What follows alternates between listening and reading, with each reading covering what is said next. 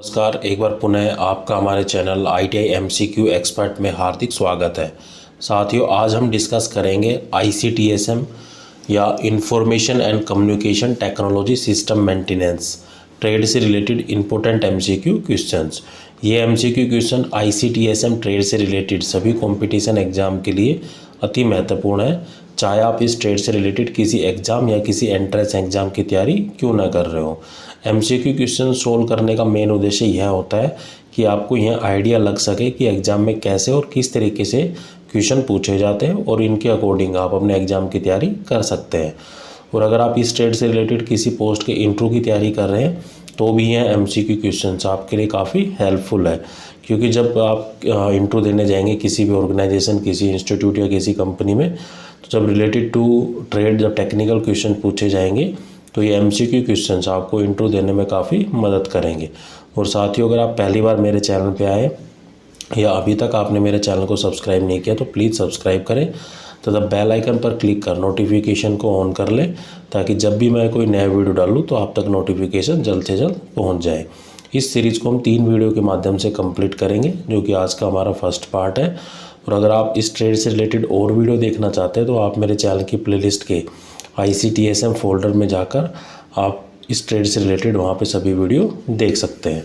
तो चलिए बिना किसी देरी के आज की वीडियो को हम शुरू करते हैं।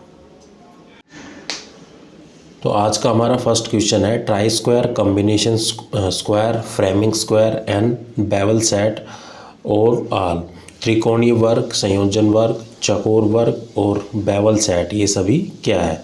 तो जो हमारी ट्राई स्क्वायर, कॉम्बिनेशन स्क्वायर, एक फ्रेमिंग स्क्वायर और बेवल स्क्वायर है, ये सब क्या होते हैं? मापने वाला उपकरण होते हैं या मेजरिंग टूल्स होते हैं। तो जो राइट आंसर होगा वो होगा हमारा option second. Next question is the smallest particle of an element which can take part in any chemical change is known as. किसी भी रासायनिक परिवर्तन में भाग लेने वाले तत्वों के जो सबसे छोटे कण को किस रूप में जाना जाता है? तो इसे हम बोलते हैं एटम। तो ये एटम की एक परिभाषा है या फिर एटम की डेफिनेशन है। तो the smallest particle of the element which can take part in any chemical changes is known as atom या फिर परमाणु। तो राइट आंसर होगा हमारा option second. Next question is the resistors that have set resistance are known as. जिन प्रतिरोधों ने प्रतिरोध स्थापित किया है उसे क्या कहा जाता है? तो resistor that have set resistance mainly known as the fix resistor, या फिर एक निश्चित प्रतिरोध कहा जाता है। तो राइट आंसर होगा हमारा ऑप्शन फर्स्ट। तो साथियों, आप जब भी क्वेश्चन को देखते हैं तो पहले वीडियो को पॉज कर खुद से आंसर देने की कोशिश करना, बाकी राइट आंसर मैं आपको बता ही रहा हूँ। फिर भी आपका कोई डाउट, कोई समस्या रहती तो आप मुझे कमेंट कर या मेरी ईमेल आईडी से आप मुझे कांटेक्ट कर सकते हैं। अगर मैं सभी ऑप्शंस आपको रीड आउट करके बताऊँगा तो वीडियो काफ़ी लेंथी हो जाएगी और लेंथी वीडियो काफ़ी आपको बोरिंग लगती है। और ये जस्ट क्वेश्चन आपकी प्रैक्टिस के लिए और एग्जाम ओरिएंटेड क्वेश्चन है, क्योंकि आप ट्रेड थ्योरी को पहले ही बुक से कवर कर चुके हैं। Next question is when a lead acid battery is in fully charge condition the colour of it positive plate is. जब लेड एसिड बैटरी पूरी तरह से चार्ज की अवस्था या स्थिति में होती है तो इसका जो सकारात्मक प्लेट का जो रंग होता है वो कैसा होता है? तो ये जो रंग होता है वो होता है हमारा डार्क ब्राउन या गहरा भूरा। When a acid lead battery is fully charge condition then the colour of the positive plate will be the dark brown. Right answer होगा हमारा option second. Next question is the capacitors which are use the chemical reactions to store the charge are called. तो capacitors जो आवेश संग्रहित करने के लिए रासायनिक अभिक्रियाओं का उपयोग करता है तो उसे मेनली क्या कहा जाता है? तो उसको हम बोलते हैं इलेक्ट्रोलाइटिक कैपेसिटर या विद्युत अपघटीय कैपेसिटर्स। तो capacitors which use chemical reaction to store the charge are called electrolytic capacitors. तो राइट आंसर होगा हमारा option third. Next question is the circuit is said to be in resonance if the current is dash with the applied voltage. यदि विद्युत धारा को dash विद्युत दाब के साथ लागू किया जाता है तो परिपथ को प्रतिध्वनि में क्या कहा जाता है? तो इसको हम बोलते हैं दे आर इन फेज। जो वोल्टेज है और जो हमारा करंट है वो एक ही फेज में या एक ही अवस्था में है। तो the circuit is said to be in resonance if the current is in phase with the applied voltage. तो राइट आंसर होगा हमारा option first. Next question is the direction of rotation of the DC motor is determined by. DC motor के घूर्णन की दिशा को किसके द्वारा निर्धारित किया जाता है? तो the direction of the rotation of the direct current motor is determined by the Fleming left hand rule. तो फ्लेमिंग लेफ्ट हैंड रूल में हम क्या करते हैं? 3 उंगलियों का यूज करते हैं, जो हमारी मिडल फिंगर है, इंडेक्स फिंगर और हमारा थंब। तो जो मेनली जो हमारा जो थंब होता है वो होता है motion of the direction of the conductor, और जो हमारी इंडेक्स फिंगर होती है वो इंडिकेट करती है इन द मैग्नेटिक फील्ड, और जो हमारी मिडल फिंगर होती है वो इंडिकेट करती है in the direction of the current. तो यहाँ पे जो हमारा राइट आंसर होगा वो होगा फ्लेमिंग लेफ्ट हैंड रूल या फ्लेमिंग के बाएं हाथ का नियम। Next question is one of the basic requirements of A servo motor is that it must produce the high torque at all. Servo motor की जो मूलभूत आवश्यकताओं में से यह एक है कि इसे डैश पर उच्च टॉर्क का उत्पादन करना चाहिए। तो ये हमारी कहलाती है स्पीड। तो on the basis of the speed requirement of the servo motor is that must be produce with high torque. तो हमारा राइट आंसर होगा वो होगा option second. Next question is an ammeter is connected in dash with the current element whose current we wish to measure. एक ammeter परिपथ तत्व के साथ किससे जुड़ा होता है, किस श्रेणी क्रम से जुड़ा होता है जिसके प्रभाव को हम मापना चाहते हैं? तो ammeter is always connected in the series. तो एमीटर को जब भी हम किसी भी सर्किट में यूज करते हैं, लगाते हैं, तो एमीटर को हमेशा हम सीरीज में या श्रेणी क्रम में लगाते हैं जहाँ भी हमें करंट को मापना हो। तो क्योंकि एमीटर क्या है कि करंट को या धारा को मापने के लिए काम में लिया जाता है। तो राइट आंसर होगा हमारा option first. Next question is which of these does not change in A transformer. इनमें से कौन परिवर्तन में नहीं बदलता है? जो परिवर्तक में नहीं बदलता है। तो जो ट्रांसफॉर्मर में क्या चेंज नहीं होता?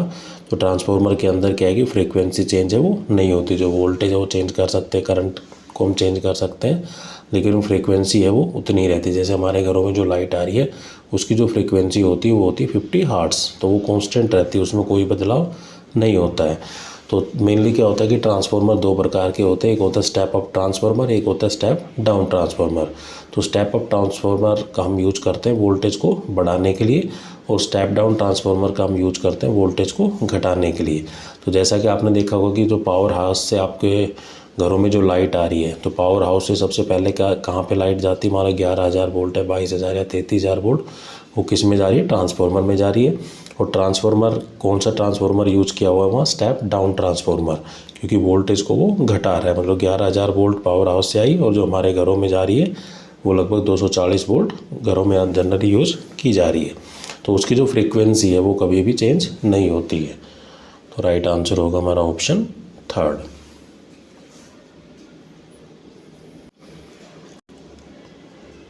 नेक्स्ट क्वेश्चन इज एमसीबी या miniature circuit breaker is a small. लघु सर्किट भंजक एक छोटा सा है। तो ये होता है हमारा इलेक्ट्रोमैग्नेटिक स्विच या विद्युत चुंबकीय स्विच। तो एमसीबी या miniature circuit breaker is a small electromagnetic switch. तो राइट आंसर होगा हमारा option third. Next question is the CRO gives. CRO है वो क्या देता है? तो सीआरओ का जो फुल फॉर्म होता है वो होता है कैथोड रे ऑसिलोस्कोप। एग्जाम में आपसे सीआरओ की फुल फॉर्म भी पूछी जा सकती है। तो CRO stand for cathode ray oscilloscope. तो CRO mainly gives the visual representation. तो सीआरओ हमें दृश्य प्रतिरूप देता है। तो राइट आंसर होगा हमारा ऑप्शन सेकेंड।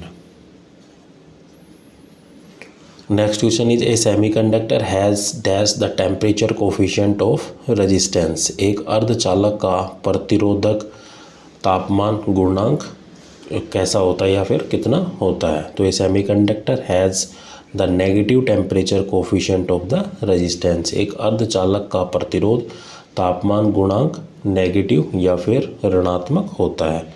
तो राइट आंसर होगा इसका option second. Next question is the bridge rectifier is an alternative for. सेतु संशोधक डैश के लिए एक विकल्प है। तो the bridge rectifier is an alternative for the full wave rectifier.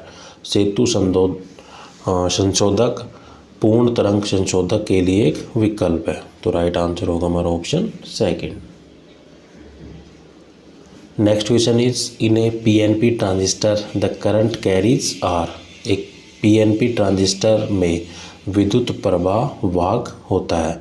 तो मेनली आपने देखा होगा कि जो पीएनपी हो या एनपीएन ट्रांजिस्टर है उसमें जो करंट कैरियर्स होता है, तो मतलब एक तरीके से करंट को भाव को ले जाने के लिए तो हम क्या यूज करते हैं, हम करते हैं होल्स।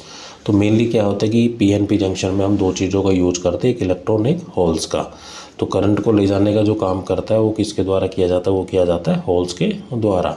तो in PNP transistor the current carrier are the holes.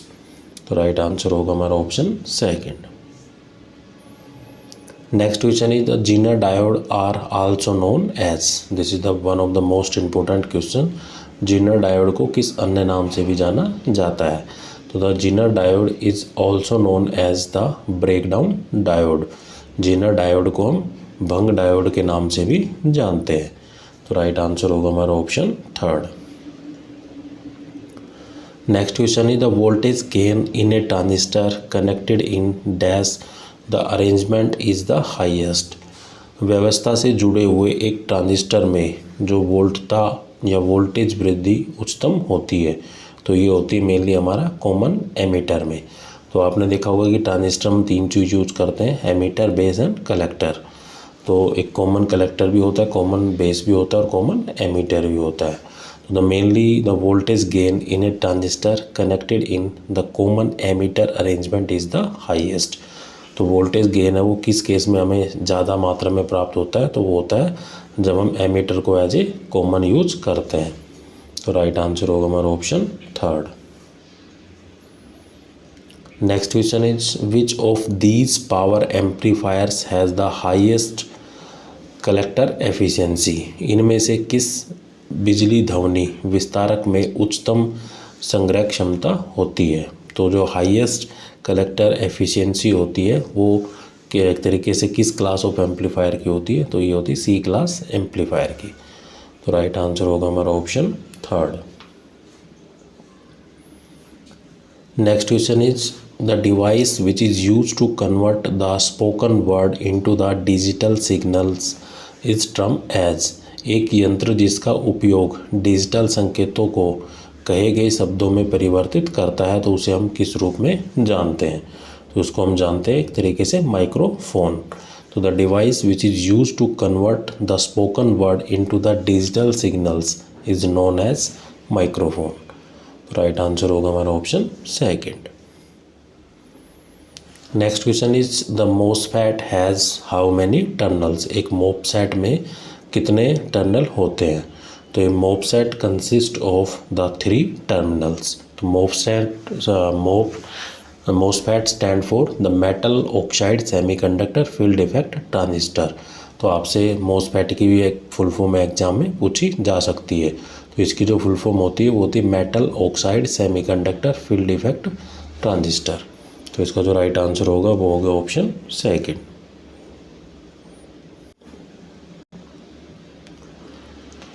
Next question is which of the following is not a characteristics of crystal oscillator.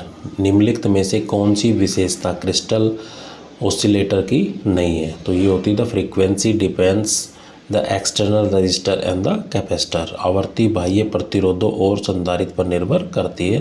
That is not a characteristics of the crystal oscillator. तो mainly जो crystal oscillator की जो properties या characteristics होती है वो होती है हाईली स्टेबल विद टाइम, समय के साथ अत्यधिक स्थिर होता है। हाईली स्टेबल विद टेम्परेचर, तापमान के साथ अत्यधिक स्थिर होता है। और हाईली सेलेक्टिव है, यह अत्यधिक चयनात्मक है। लेकिन जो frequency depends the external resistance and the capacitor, that is not a characteristics of the crystal oscillator. तो राइट आंसर होगा हमारा option 4। Next question is SMPS are based on which principle. SMPS है वो किस सिद्धांत पर आधारित होता है। तो SMPS stand for the switch mode power supply. तो मेनली तो स्विच मोड पावर सप्लाई का जो फंक्शन होता है वो होता है इट कैन इंक्रीज और decrease the output voltage to maintain a constant output regardless of the change in load. तो ये क्या कर रहा है कि जो हमें आउटपुट वोल्टेज प्राप्त हो रही है वो बढ़ती है और घटती, अगर हमें बढ़ी हुई चाहिए तो बढ़ी हुई मिलेगी और घटी हुई चाहिए तो घटी हुई मिलेगी। तो इट कैन इंक्रीज और decrease the output voltage to maintain a constant output regardless change in the load. तो SMPS are based on the chopper principle. तो राइट आंसर होगा हमारा option 3। Next question is with 0 volt in both input and operational amplifier ideally should have an output. दोनों input पर 0 volt के साथ एक operational amplifier का आदर्श स्थिति पर आउटपुट कितना होना चाहिए। तो ये जो आउटपुट होनी चाहिए वो होनी चाहिए 0। अगर दोनों ही इनपुट हमारी 0 है तो आउटपुट भी हमें 0 मिलेगी when the ideally operational amplifier will work. तो राइट आंसर होगा हमारा option 3। Next question is in frequency modulation. Frequency modulation में क्या होता है। तो in frequency modulation the amplitude of the carrier remains the same. वाहक का जो आयाम है वो समान रहता है and the number of side bands are infinite. Side band की जो संख्या है वो अनंत होती है। The frequency of the carrier varies in accordance with the modulating signal. वाहक की आवृत्ति मॉड्यूलेटिंग सिग्नल के अनुसार बदलती रहती है। तो ये जो सभी कंडीशंस हैं तो ये किसको डिफाइन करती है एक तरीके से, फ्रीक्वेंसी मॉड्यूलेशन या फिर FM। तो जो राइट आंसर होगा हमारा वो होगा option 4 all of these. Next question is the standard intermediate frequency use for AM receiver is. AM receiver के लिए उपयोग किए जाने वाली मानक मध्यवर्ती आवृत्ति है वो कितनी होती है। तो ये जो आवृत्ति होती है, जैसे जो AM का जो फुल फॉर्म होता है वो होता है एम्पलीट्यूड मॉड्यूलेशन। तो the standard intermediate frequency use for the amplitude modulation receiver is 455 kilo hertz. तो राइट आंसर होगा हमारा option 2। Next question is the automatic correction of the colour error is possible इन। रंग त्रुटि का स्वचालित सुधार संभव है। तो ये किस में है, ये हमारा संभव है पाल में। तो PAL stand for the phase alternate line. तो an automotive correction of the colour error is possible in PAL phase alternate line. तो राइट आंसर होगा हमारा option 2। Next question is the satellite which relay computer data along with television and radio broadcast is called। Satellite जो computer data को television और radio प्रसारण के साथ relay करता है उसे क्या कहा जाता है। तो उसको हम बोलते हैं एक तरीके से कम्युनिकेशन सैटेलाइट या फिर संचार उपग्रह। तो ये तरीके से communication satellite which relay the computer data along with the television and the radio broadcast. तो राइट आंसर होगा हमारा option 3। Next question is when an input signal 1 is applied to a not gate then the output will be. जब input gate 1 को not gate पर लागू किया जाता है तो आउटपुट हमें क्या मिलेगी।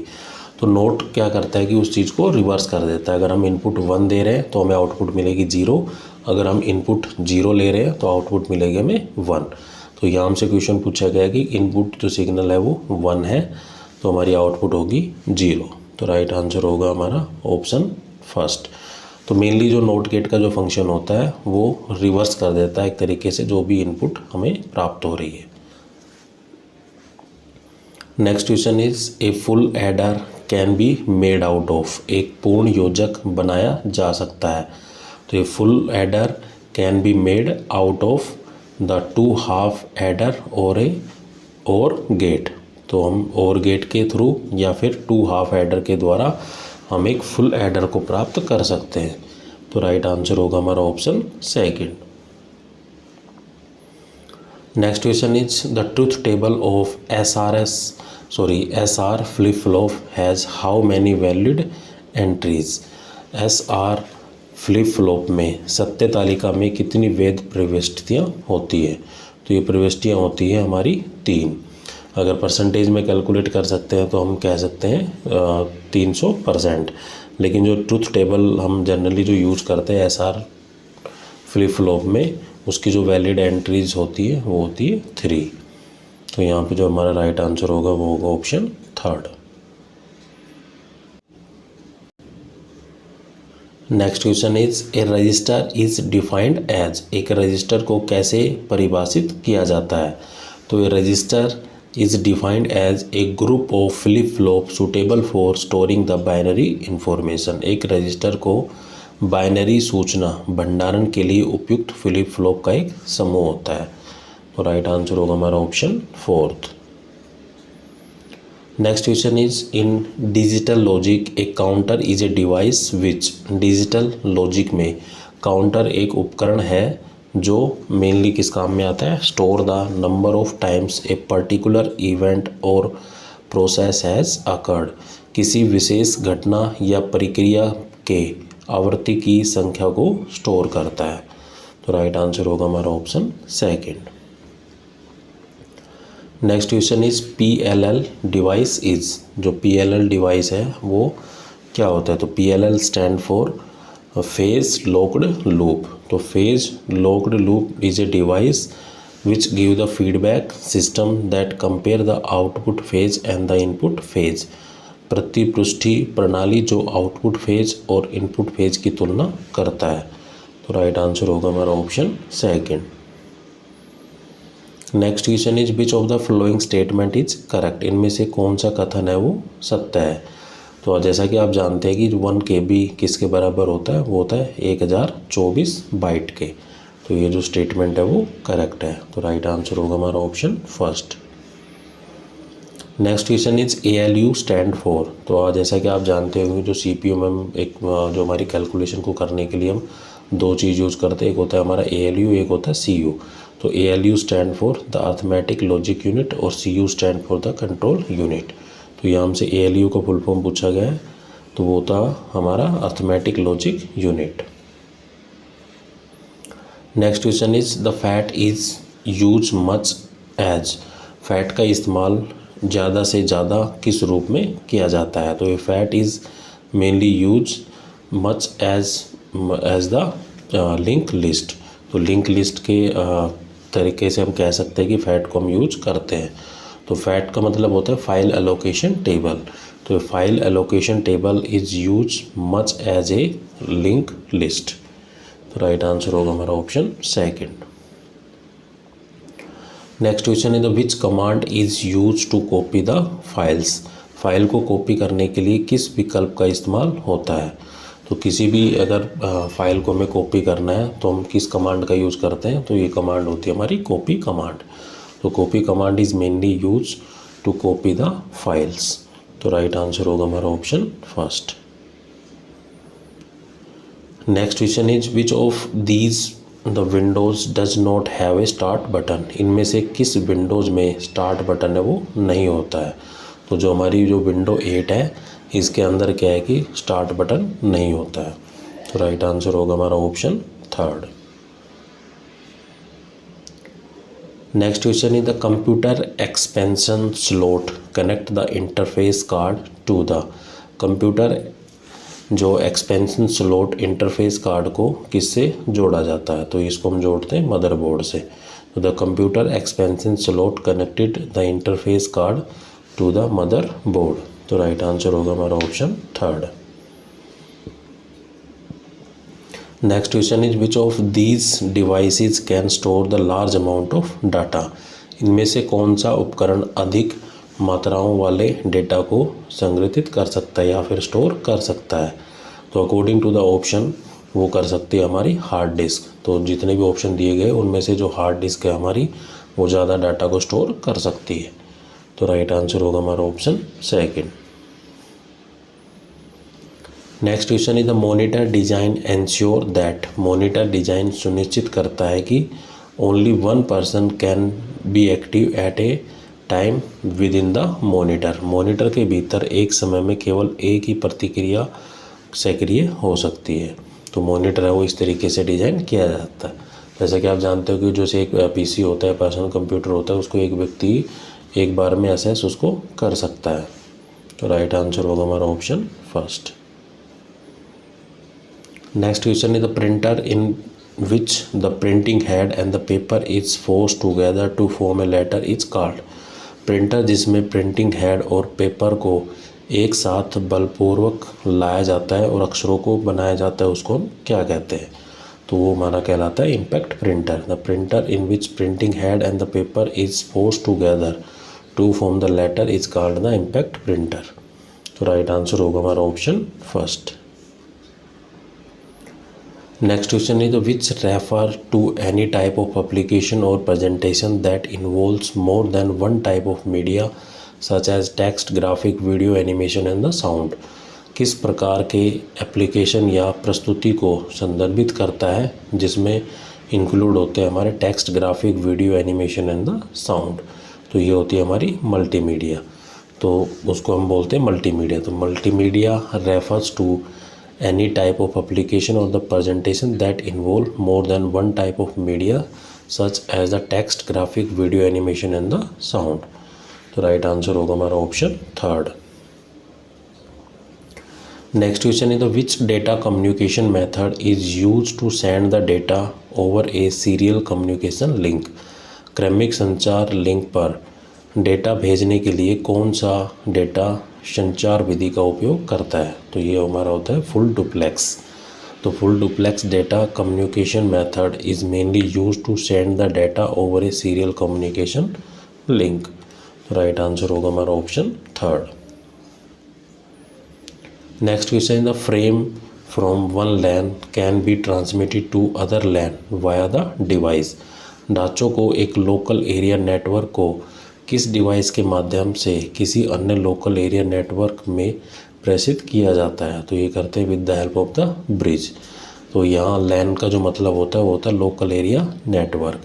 The frame from one local area network can be transmitted to the another local area network via with the device of the bridge. तो राइट आंसर होगा हमारा option second. Next question is the communication protocol use by the internet is, internet द्वारा उपयोग किया जाने वाला संचार संलेखन क्या है? तो the communication protocol use by the internet is TCP/IP। TCP stand for the transmission control protocol and IP stand for internet protocol. तो राइट आंसर होगा हमारा option third. Next question is SMTP connection secure by SSL are known as, जो SMTP द्वारा सुरक्षित जो SSL कनेक्शनों को किस रूप में जाना जाता है? तो इसको हम बोलते हैं SMTPS। SMTPS stand for the simple mail transfer protocol secure, SSL stand for the secure socket layer, तो SSL stand for secure socket layer, SMTP stand for simple mail transfer protocol या simple mail transfer protocol secure. तो right answer होगा हमारा option first. Next question is which of these describe या e commerce, इनमें से कौन सा e commerce का वर्णन करता है? तो ये वर्णन करता है डूइंग द बिजनेस इलेक्ट्रॉनिकली, जैसे फ्लिपकार्ट है, अमेजन है। तो ये कंपनियाँ क्या है, किस तरीके की कंपनी है? ये कंपनियाँ होती है हमारी ई कॉमर्स या इलेक्ट्रॉनिकली कॉमर्स। तो राइट आंसर होगा हमारा option third. Next question is to maintain a high value of capacitance and permittivity of dielectric medium should be, capacitance के उच्च मान को प्राप्त करने के लिए डाइलेक्ट्रिक माध्यम की जो परमेबिलिटी या परमिटिविटी है वो कितनी होनी चाहिए? तो ये होनी चाहिए high. To obtain a high value of capacitance the permittivity of the dielectric medium should be high. तो राइट आंसर होगा हमारा option third. Next question is which is called the frequency of the alternating current operation. Alternating current परिचालक की आवृत्ति कहलाती है, तो ये कहलाती है हमारी number of cycle made per second. The frequency की डेफिनेशन ये होती है the frequency is mainly known as the number of the cycle per second. एक सेकेंड में कितनी साइकिल वो जनरेट हुई, तो उसको हम बोलते हैं फ्रीक्वेंसी। तो यहाँ पे जो हमारा राइट आंसर होगा वो होगा ऑप्शन सेकेंड। तो साथियों आज के लिए हम इतने ही क्वेश्चन रखते हैं, बाकी हम देखेंगे नेक्स्ट वीडियो में। आपको मेरा वीडियो कैसा लगा कमेंट करके ज़रूर बताइए, और अगर आप पहली बार मेरे चैनल पे आए तो प्लीज़ मेरे चैनल को सब्सक्राइब करें, लाइक करें और ज़्यादा से ज़्यादा अपने फ्रेंड या दोस्तों के साथ शेयर करें। थैंक यू, जय हिंद।